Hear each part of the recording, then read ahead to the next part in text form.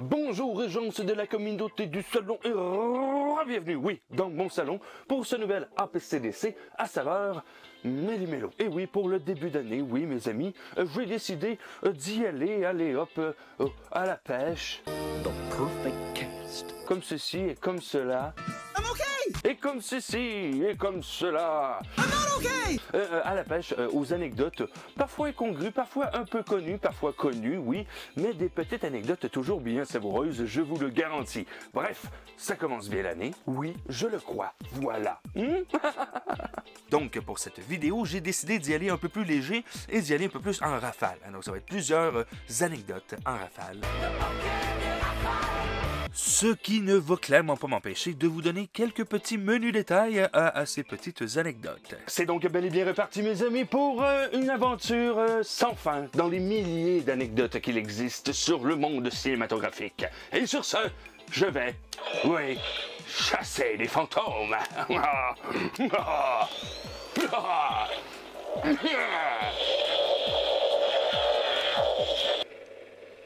Ça marche pas pour vrai. Dans mon salon, dans mon salon, dans mon salon, dans mon salon, dans mon salon, dans mon salon, dans mon salon, dans mon salon,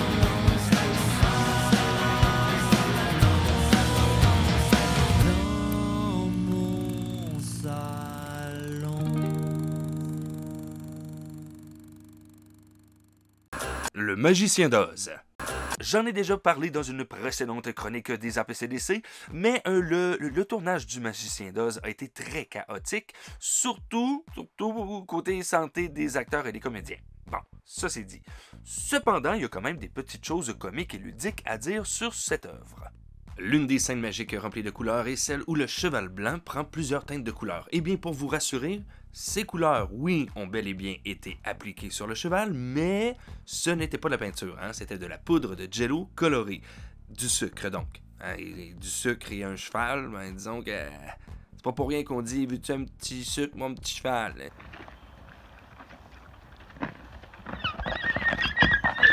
Oui. Or, donc, l'équipe devait tourner les prises très rapidement. Hein? Et oui, ils ne pouvaient pas recommencer 12 fois, parce que là, les chevaux, ils se léchaient, ils se pourléchaient, et se pourléchaient. Hein? Il faut les comprendre. Titanic. Oui, je dois l'avouer, je ne suis pas fan des films de M. James Cameron. Et encore moins, paraît-il, c'est des rumeurs, et encore moins de son caractère sur les plateaux envers les gens qui l'aident à faire ses films. Bref, ceci étant dit... Il y a une chose par contre que je peux reconnaître, c'est que cet homme est un dévoué, est un passionné, et quand il fait quelque chose, eh bien, il ne le fait pas à moitié. Ça, faut le reconnaître. Beaucoup le savent, mais l'attention portée par Cameron aux détails et son engagement envers l'authenticité pour recréer le naufrage du Titanic a beaucoup impressionné lors de sa sortie. Mais une chose que M. Cameron n'a pas pensé, c'est que peut-être que son entêtement à ce que ça soit aussi raccord avec l'histoire aide éventuellement les spécialistes du Titanic à répondre à quelques mystères, dont un des plus grands, où est le grand escalier? Or donc, dans l'une des nombreuses scènes où le Titanic est en train de couler, les escaliers, eux, se sont soulevés de leur fondation et ont commencé à flotter vers la surface. Par conséquent, les scientifiques ont pu conclure qu'après que le navire ait commencé à couler, l'escalier, hein, le vrai du vrai Titanic, a dû remonter et sortir du navire de la même manière qu'il se comporte dans le film.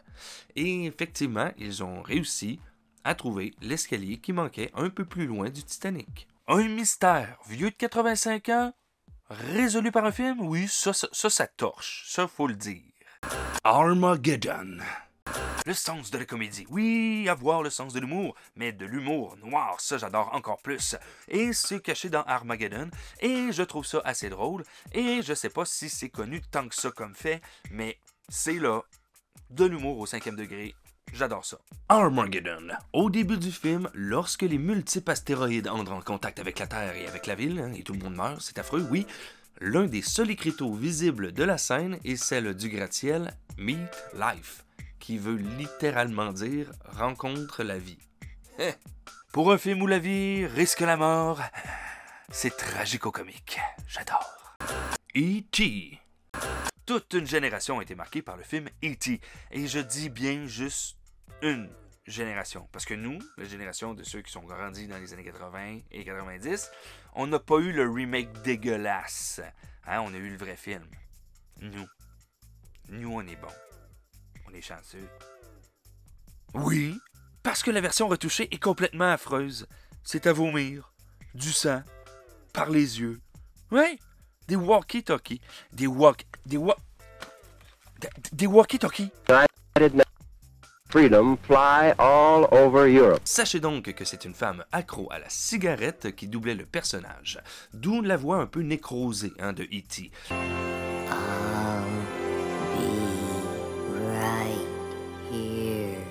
La doubleuse s'appelait Pat Welsh et elle a participé à seulement 2 films, autres que E.T. Le film La valse dans l'ombre en 1940 et elle a donné sa voix au personnage de Bosch dans Le Retour du Jedi. Comme quoi dans un petit écran peut se cacher une couronne. That doesn't make sense. Je sais. Highlander. In short, sweet and logic. Dans le magnifique film qu'est Highlander, les responsables des props ont tout simplement collé des bandes de magnésium sur les épées pour que des étincelles jaillissent en fait des lames quand elles s'entrechoquent. Hein? Simple, efficace, invisible à l'écran. Oui, c'est la magie du cinéma. Le diable s'habille en Prada. En premier lieu, je dois dire personnellement que je croyais vraiment ne pas aimer ce film. Alors que j'ai vraiment adoré ce film. Donc si un jour vous avez hésité à le voir et vous ne l'avez pas vu, eh bien pour vrai, voyez-le. Ensuite, sachez que le premier jour de tournage, Meryl Streep a dit à Anne Hathaway « Oh my God, we are going to have best time on this movie. » Puis elle s'est arrêtée et a enchaîné « Ah, sweetie, that is the last time I'm nice with you. » God. Et c'est pas mal ça qui s'est passé. Ouais. Meryl Streep a tenu son rôle entre les prises, lui parlait le moins possible et c'était toujours très bête. Ça a dû être tough, mais c'est peut-être pour ça qu'elle tient son rôle à ce point-là. And you have no style or sense of fashion? Well, I think that depends on what you're... No. That wasn't a question. MIB. La franchise Men in Black a pondu quelques petites pépites de concepts visuels, que ce soit sur les armes, les voitures ou bien les extraterrestres. Et une partie des extraterrestres quand même assez populaire, eh bien ce sont ces petits vers que l'on voit dans les 2 premiers films.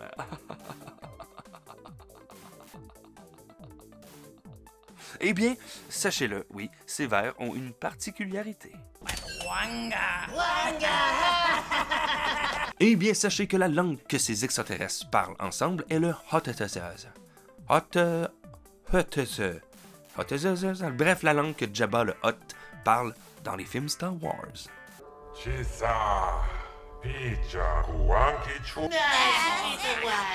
Ce qui pourrait expliquer un peu l'attitude fourbe et connard de ces petits vers dans les films. C'est pas les meilleurs alliés. La momie. Brendan Fraser. Je partirai pas, non mes amis, sur des heures et des heures de soliloque sur le fait que j'adore cet homme et que je devais être un des seuls dans les années début 2010 à me demander mais où était Brendan Fraser. Personne ne se posait la question, sauf moi, voilà. Mais là tout le monde l'aime là maintenant, bien oui. Bref, non je partirai pas sur ce fait-là. Je vais parler de la fois où il a failli mourir. Un peu moins jovial finalement. Eh bien oui, c'est lors de la scène où son personnage de Rick O'Connell est pendu que l'accident est arrivé. Grosso modo, Fraser était rendu en équilibre précaire, ses pieds en ballerine sur le tabouret qui lui le maintenait à une hauteur sécuritaire quelques instants plus tôt. Ça va mal. L'équipe de tournage a malheureusement pensé qu'il jouait à fond son rôle. Mais non! Non, c'est son bon aperçu que quand il a perdu la carte que c'était peut-être pas... Ouais. Ça a traumatisé Rachel Weisz, sa compagne de jeu, ça a marqué à vie M. Brendan Fraser et le réalisateur Stephen Sommers s'en veut encore aujourd'hui. Hangover. Bon, je sais pas si vous avez été comme moi, mais personnellement, ce qui m'a le plus impressionné dans Hangover, c'est l'effet spéciaux qu'ils ont utilisé pour ôter la dent de Stu. Ça m'a impressionné. Avec raison, parce que c'était pas un effet spécial. Eh ben non, mes amis, car il manque réellement une dent à l'acteur Ed Helms, car son incisive d'adulte a comme jamais décidé de pousser. Oui, ça arrive. Et donc, il s'est fait installer une dent pivot, et c'est sa fausse dent incisive qui a été retirée pour les parties du tournage où la dent de Stu est manquante. Yeah, that's 100% real. I have an implant here. On appelle ça utiliser les particularités physionomiques de son corps au maximum de son potentiel. Ouais, absolument. Le fabuleux destin d'Amélie Poulain. Le CGI. Oui, effectivement, mes amis, dans Amélie Poulain, il y a des effets spéciaux formés par le CGI. Oui. Mais il y a du CGI aussi là où vous y attendez pas pantoute. Aux grandes dames d'Amélie Poulain, cette chère Audrey Tautou ne saurait théoriquement pas faire sauter les cailloux sur l'eau. Les effets de ricochet de pierre ont donc été réalisés avec des effets spéciaux et certains cinéphiles résument ce petit fait étrange ainsi. Hey, dire qu'il y a des gens comme Nathalie Portman qui passent des mois à s'entraîner pour avoir un rôle, puis elle n'est même pas foutue de faire des ricochets sur l'eau. Mais moi, ce que je vois en fait, c'est que le plan de caméra demandait à Audrey Tautou de lancer un caillou très proche de l'objectif de la caméra. C'est chiant à remplacer un objectif de la caméra, surtout quand la tech est pas bonne. Fait que tant qu'à péter 3-4 lentilles, on va le rajouter au CGI. Pulp Fiction. Pulp Fiction. On s'entend, c'est un très bon film. Bon, il y en a qui n'aiment pas, mais moi je l'adore. Et c'est rempli de petites pépites de mise en scène. Oui, absolument. Et aussi de petites légendes urbaines sur cette dite parfois mise en scène. Allons enquêter, voir d'une certaine façon si oui ou non une certaine rumeur est vraie. Vous vous souvenez probablement tous du plan où Vincent plonge la seringue dans la poitrine de Mia pour la réanimer. Eh bien, ça a été filmé en demandant à Travolta de retirer l'aiguille de façon rapide et brutale pour que l'on croie qu'à ce qu'il la plante. Bref, c'est le monteur qui s'est fait plaisir à remodeler tout ça à l'envers. Et pour être honnête, en montant l'épisode, eh bien, je me suis rendu compte que c'est totalement faux. On voit pertinemment que ceci n'est pas vrai. Le monteur, il n'a pas inversé du tout. On voit que le mouvement de la veste, si on inverse, c'est pas du tout naturel. Ce n'est pas vrai. Et c'est sur IMDb, comme vrai fait du film. C'est pas vrai. C'est pas vrai. On voit en plus le monteur a genre coupé l'élan de John Travolta à 1 mètre. S'il avait été reverse, il n'aurait pas eu besoin de faire ça. Pas vrai. Pas vrai. The Departed. Jack Nicholson. Non seulement il a un sourire et une tête à faire angoisser n'importe qui en fait, oui. Mais en plus, c'est un astifi de malade.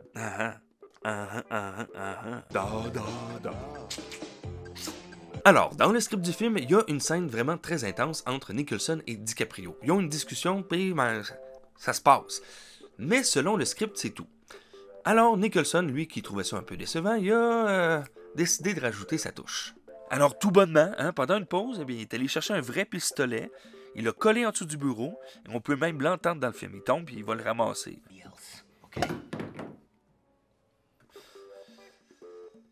Voilà. Alors donc, lors de la nouvelle prise, Nicholson a tout bonnement décollé l'arme de sous la table, une vraie, et l'a tranquillement passé sous le nez de DiCaprio, afin de rajouter sa petite touche, son petit sel. Mais est-ce vraiment surprenant de la part de Jack Nicholson?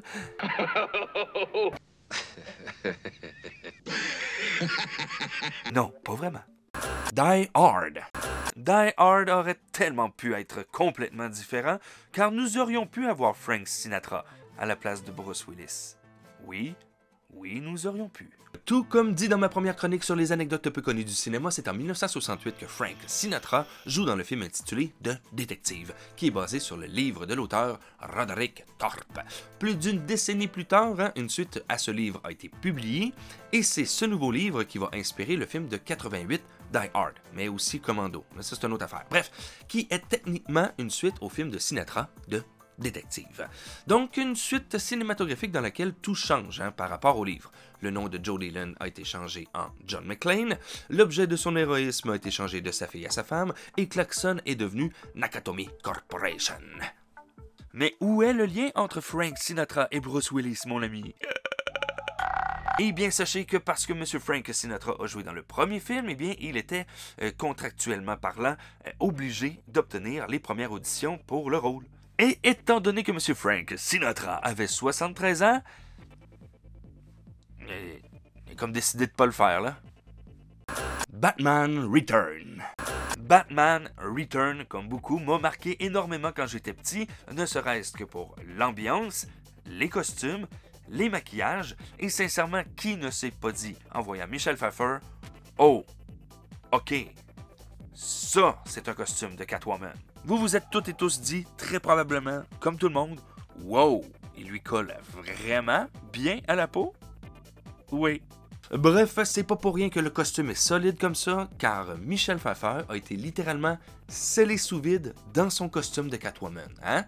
Ce qui rendait un peu les mouvements difficiles et le fait de respirer aussi.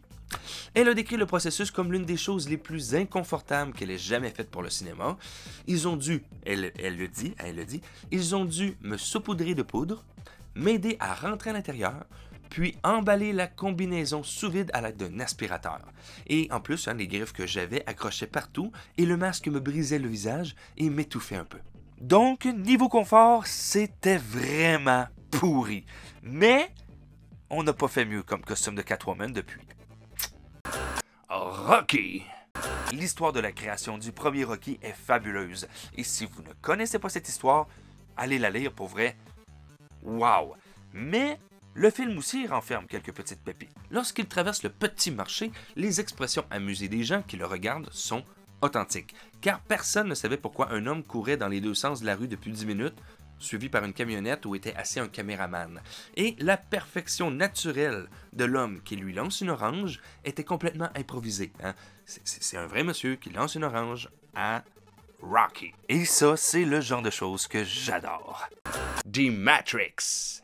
Oui, ici, c'en est un que tout le monde sait, ou presque, mais là, il fallait que je le dise, au moins une fois. Le code de la matrice est bien beau, bien hot, bien vert, pis tout, mais ces chiffres verts d'aspect complexe sont en fait des symboles formant l'écriture d'un livre de cuisine de sushi. Un livre scanné, un peu retravaillé et utilisé par le concepteur visuel du film. C'est tout. Harry Potter. Le groupe préféré des sorciers en Angleterre est sans nul doute The Weird Sister. Et c'est normal, hein, tout simplement parce qu'il est composé de Jarvis Cocker du groupe Pulp qui joue Myron Wagtail, le chanteur, de Johnny Greenwood du groupe Radiohead qui interprète Curly Duke qui est le premier guitariste, de Jason Buckle du groupe All Sing High qui est le deuxième guitariste nommé Barbary, de Steve McKay du groupe Pulp dans le rôle de Donegan Tremlett, le bassiste, de Stephen Claydon du groupe Add N2X qui joue Gideon Crump, le claviériste et joueur de cornemuse, ainsi que de Phil Selway du groupe Radiohead qui est Orsino Thorsten à la batterie. Mais sachez que le choix numéro 1 du groupe de musique du réalisateur pour le bal de l'hiver, eh bien, c'était le groupe britannique Franz Ferdinand. Take me out! Léon.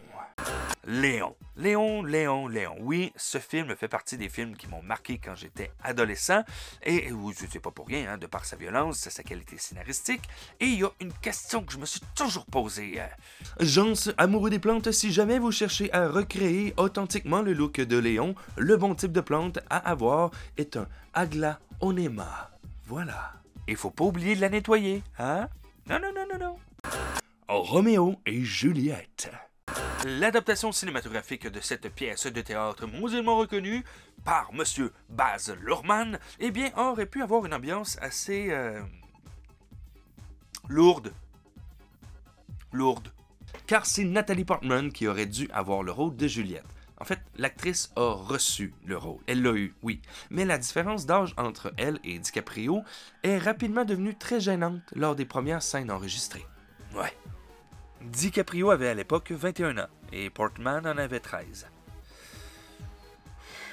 Le réal, la compagnie de production, les producteurs, la mère de Nathalie, Léo et Nathalie elle-même se sont comme rendus compte que ça n'avait pas de maudit sens de tourner ce genre de scène-là. Finalement, le rôle est allé à Claire Danes, qui a su transporter son rôle au-delà de ce qui était imaginable avec son jeune talent, et elle a réussi à créer, oui, un des plus beaux duos à l'écran.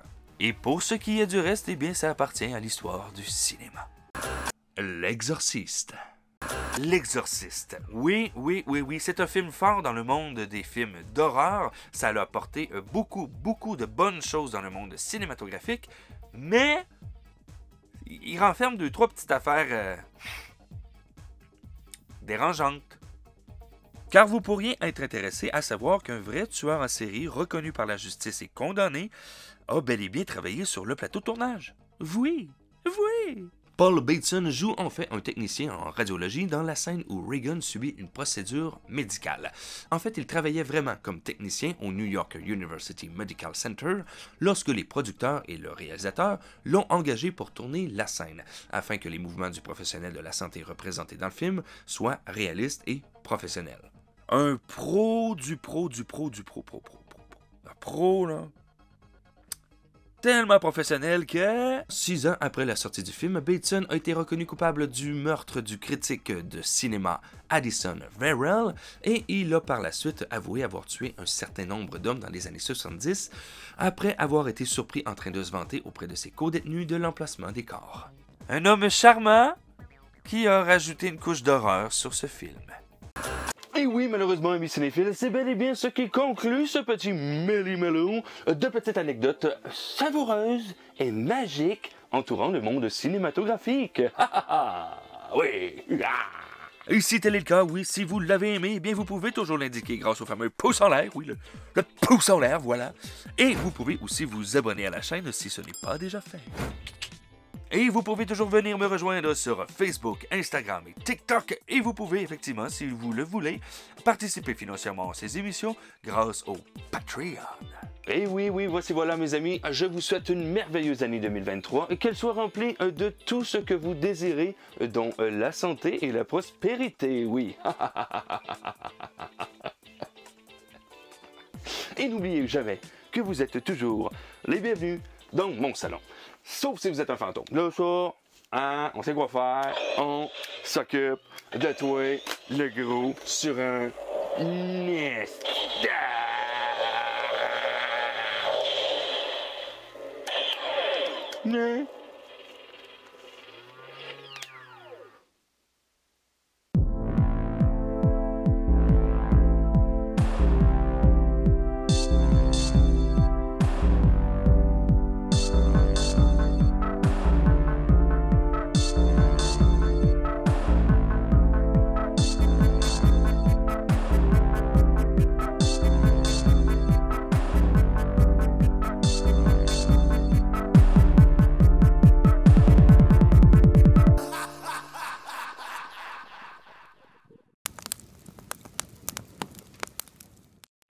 L'adaptation cinématographique, l'adaptation remplie d'anecdotes cinématographiques et télévisuelles.